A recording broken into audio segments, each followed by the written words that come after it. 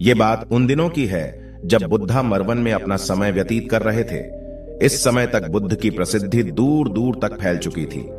बहुत दूर दूर से लोग अपनी चिंताओं और परेशानियों का समाधान हेतु बुद्ध के पास आते थे। ऐसे ही एक दिन जब बुद्धा मरवन में अपने शिष्यों को प्रवचन दे रहे थे, तभी एक अधेड़ उम्र का व्यक्ति अपने नौजवान पुत्र को अपने साथ लिए बुद्ध की तरफ चला आ रहा था। जब यह प्रवचन स्थल के पास पहुंच गए तो बुद्ध ने एक नजर उन पर डाली और इशारे से बैठने के लिए कहा। जब प्रवचन समाप्त हो गए और सभी लोग वहां से चले गए तो बुद्ध ने उस व्यक्ति को अपने पास बुलाया और बैठने के लिए कहा। वहां चारों तरफ हरियाली छाई हुई थी। मौसम बहुत सुहाना था और तरह तरह के पक्षियों की आवाजें गूंज रही थीं। ऐसा नजारा देखकर उस व्यक्ति को अंदर से असीम शांति महसूस हो रही थी। इसके बाद बुद्ध ने उस व्यक्ति से आने का कारण पूछा तो इस पर व्यक्ति ने कहा, तथागत, मैं 2 दिन की लंबी यात्रा करके अपने पुत्र को आपसे मिलवाने लाया हूं। ये मेरा इकलौता पुत्र है और ये हर समय थका थका रहता है। ऐसा लगता है जैसे इसके अंदर कोई जान ही ना हो। इसका स्वभाव भी काफी चिड़चिड़ासा हो गया है। अगर हम इससे कुछ भी कहते हैं तो यह हमारी छोटी छोटी बातों पर गुस्सा हो जाता है। इसके देखने की क्षमता भी उम्र से पहले ही कमजोर हो गई है और इसके बाल भी सफेद पड़ने लगे हैं। इतनी कम उम्र में इतनी बड़ी उम्र का लगना, मुझे तो कुछ समझ नहीं आ रहा है। तथागत, मैं अपने पुत्र के स्वास्थ्य को लेकर बहुत चिंतित हूं। जब मैं अपने पुत्र को वेद जी के पास लेकर गया तो उन्होंने कुछ औषधि दी और कहा, अपने पुत्र को तनाव कम लेने के लिए कहो। वो अपने दिमाग में बहुत अधिक तनाव लेता है, इसलिए उसकी ऐसी हालत हो गई है। लेकिन मैंने उसको बहुत समझाने के बाद भी तनाव का मतलब समझ नहीं आया। मुझे नहीं पता कि तनाव होता क्या है, यह किन कारणों से आता है और उसे कैसे अपने पुत्र के दिमाग से निकालूं। लेकिन मुझे सबसे पहले तो यह समझना है कि तनाव होता क्या है। इसीलिए तथागत, मैं आपके पास आया हूं। कृपया आप मेरी समस्या का समाधान कीजिए। यह सुन बुद्ध उसके पुत्र को बड़े ध्यान से देखते हैं। उसके चेहरे को देखते हैं, उसकी आंखों को देखते हैं और फिर उसके हाथों की नब्ज को भी देखते हैं। यह सारी विधि करने के पश्चात बुद्ध उस व्यक्ति से कहते हैं कि तनाव लेना तो कोई नहीं चाहता, लेकिन फिर भी यह तनाव लोगों के दिमाग को दीमक की तरह पकड़ लेता है और व्यक्ति जान भी नहीं पाता है कि वह तनाव में जी रहा है। लेकिन अगर व्यक्ति तनाव के कारणों को अच्छे से समझ लेता है और तनाव के बारे में कोई ऐसा पैमाना बना लेता है जिससे वह जान सके कि वह कितने तनाव में है, तो वह इस समस्या का समाधान भी खोज सकता है। सबसे पहले तो तुम ये समझो कि तनाव होता क्या है। जब भी कोई व्यक्ति कोई काम कर रहा होता है लेकिन उसका मन कहीं दूर भटक रहा होता है, कल्पनाओं में होता है, तो उसके शरीर और मन के बीच एक दूरी पैदा हो जाती है। यह दूरी जितनी अधिक होगी, व्यक्ति उतनी ही ज्यादा बेहोशी की अवस्था में होता है और शरीर व मन के बीच की इसी दूरी और खिंचाव को तनाव कहा जाता है। आखिर कोई पसंदीदा खेल खेलने के बाद व्यक्ति चुस्ती और प्रसन्नता से क्यों भर जाता है, जबकि उसने तो अपने शरीर को थकाया है। लेकिन समझने वाली बात यह है कि खेलते समय मन और शरीर एक साथ पूरी तरह से उस खेल में केंद्रित होते हैं, जिससे शरीर और मन के बीच दूरी पैदा नहीं होती और कोई तनाव पैदा नहीं होता। और अगर दिमाग में कोई तनाव था तो वो भी दूर हो जाता है। लेकिन इसके विपरीत, जब हम कोई ऐसा काम करते हैं जो हमें पसंद नहीं है, तो हमारा शरीर तो उस काम को कर रहा होता है, लेकिन हमारा मन कहीं दूर कल्पनाओं में भटक रहा होता है, जिससे शरीर और मन के बीच एक दूरी पैदा हो गई और तनाव ने जन्म ले लिया।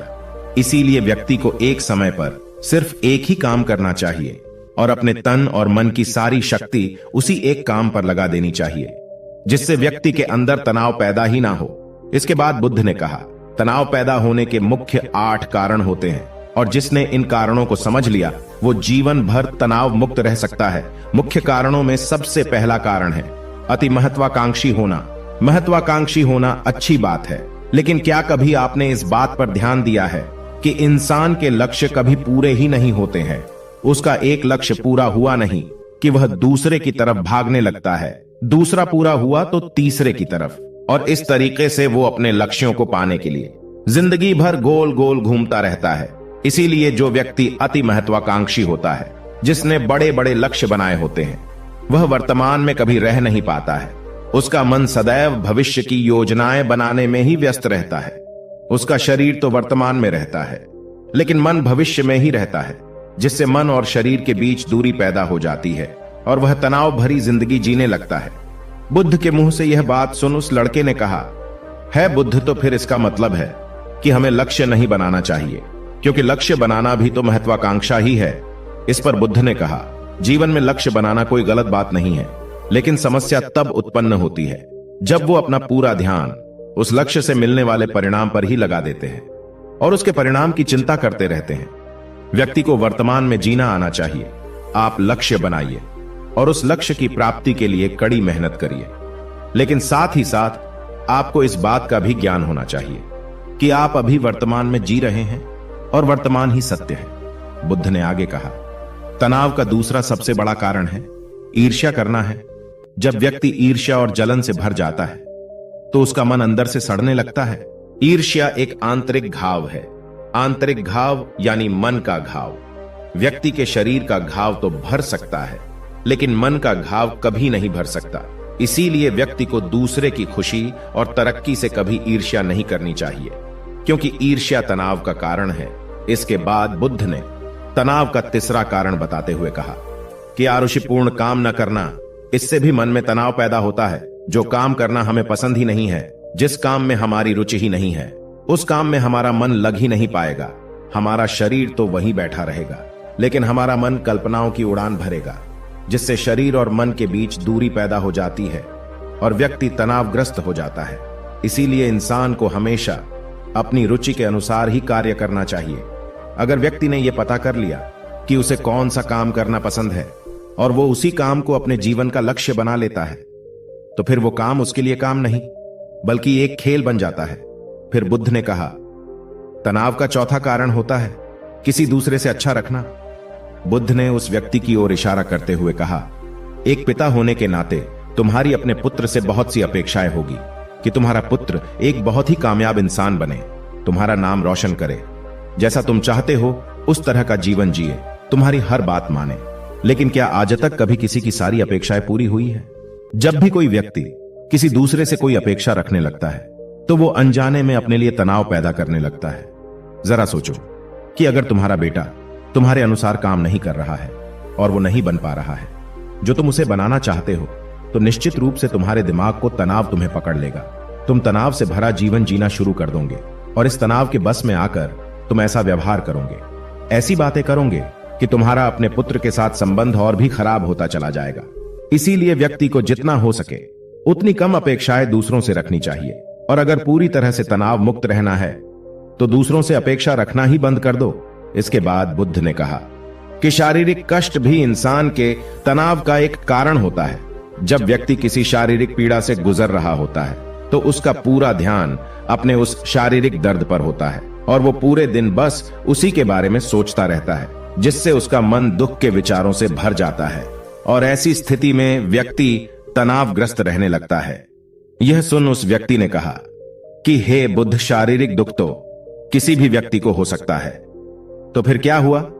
व्यक्ति जीवन भर तनाव में ही जिएगा? इसका जवाब देते हुए बुद्ध ने कहा कि इंसान को यह बात समझनी चाहिए कि हमारा जीवन दुखों का आधार है। जैसे जैसे हमारा जीवन आगे बढ़ता है, इसमें दुख आते हैं, बीमारियां आती है और फिर अंत में मृत्यु भी आती है। तो बीमारियां इंसान के जीवन का अभिन्न अंग है, कोई इनसे बच नहीं सकता। बस किसी किसी के जीवन में यह समय से पहले आ जाती है तो किसी के बाद में आती है। जब इंसान का मन इस बात को अच्छे से समझ लेगा तो फिर वह अपनी बीमारी के बारे में सोच सोच कर ज्यादा तनाव नहीं लेगा, क्योंकि यह हमारे जीवन का अभिन्न हिस्सा है और इसके लिए व्यक्ति को शारीरिक रूप से भी अभ्यास करते रहना चाहिए। अपने जीवन में व्यायाम और स्वस्थ जीवन शैली को भी जगह देनी चाहिए ताकि उसका शरीर लंबे समय तक निरोगी रहकर सही से काम कर सकें। तनाव का अगला कारण होता है अपनी योजनाओं को समझने के लिए समय न देना। कुछ लोगों के दिमाग में कोई विचार आया ही नहीं कि वो बिना सोचे समझे उस पर काम करना शुरू कर देते हैं, और जब उस काम में उन्हें असफलता मिलती है तो वह तनाव से भर जाते हैं, क्योंकि उन्होंने उस काम को शुरू करने से पहले उसके बारे में पूरी जानकारी इकट्ठा नहीं की थी।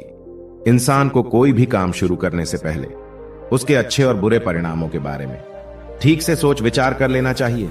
इंसान को इस बारे में भी सोच लेना चाहिए कि अगर ये योजना सफल नहीं हुई तो फिर इसके बाद मैं क्या करूंगा।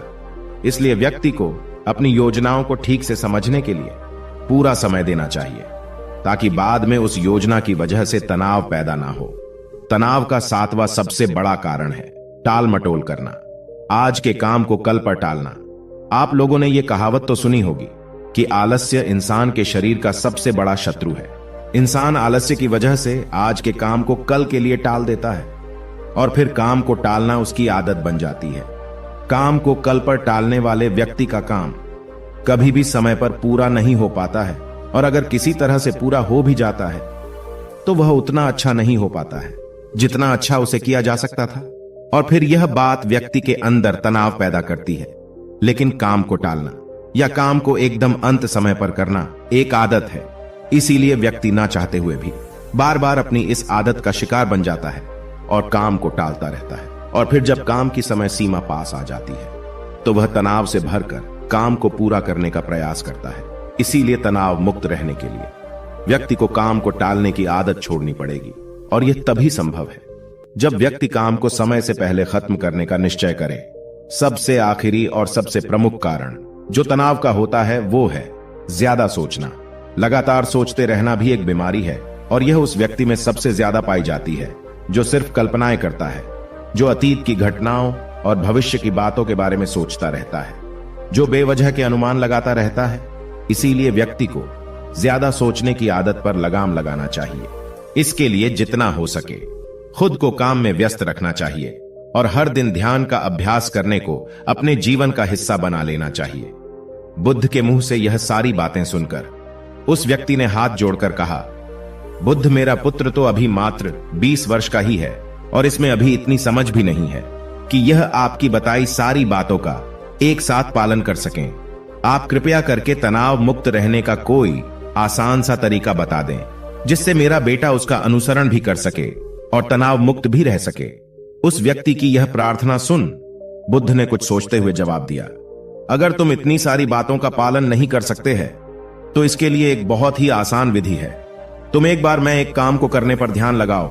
जो भी काम कर रहे हो उस समय पर सिर्फ उसी काम को करो, सिर्फ उस पर ही अपना पूरा ध्यान लगाओ। और अगर तुम्हारा मन इधर उधर भटक जाता है तो जैसे ही तुम्हें याद आए उसे वापस फिर उसी काम में लगा दो। यह सबसे आसान और अच्छा तरीका है तनाव मुक्त रहने का। जब तुम भोजन करो तो उस समय सिर्फ भोजन ही करो, उसके पूरे स्वाद का आनंद लो, उसका अनुभव करो। जब चलो तब अपना पूरा ध्यान सिर्फ चलने में ही लगा दो। इससे तुम्हारा मन और तुम्हारा शरीर दोनों एक जगह पर केंद्रित रहेंगे, दोनों के बीच दूरी पैदा नहीं होगी जो कि तनाव का मुख्य कारण होती है। इसीलिए जहां तक संभव हो सके एक समय पर सिर्फ एक ही काम करने का प्रयास करें, वो भी पूरे ध्यान के साथ। दोस्तों, आशा करता हूं कि आपको इस कहानी से काफी कुछ सीखने को मिला होगा। धन्यवाद।